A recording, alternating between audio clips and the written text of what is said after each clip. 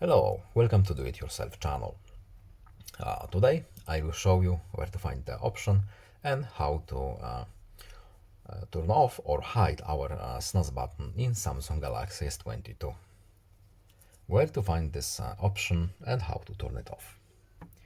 So we are going to Settings, then Notifications, next Advanced Settings, and here we have our Show Snooze button.